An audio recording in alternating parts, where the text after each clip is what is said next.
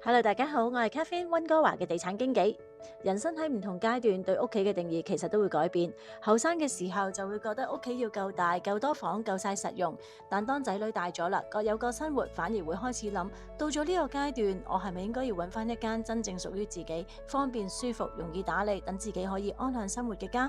今日我想同大家分享，換細屋可能係一個幾好嘅決定。唔同階段屋企嘅需要係唔同，以前大屋係家庭需要，而家兩個老人家細屋反而係享受，打理輕鬆咗，日常簡單咗，仲多咗啲空間做自己想做嘅嘢，去下旅行，參加興趣班，見下朋友。其實去到呢個年紀，唔係要擁有最大嘅屋，而係擁有最啱自己生活節奏嘅家。想了解屬於你而家階段嘅理想新居，歡迎揾我 Catherine， 電話係604-445-4804，我會好開心陪你一齊計劃展開你嘅小宅樂遊新生活。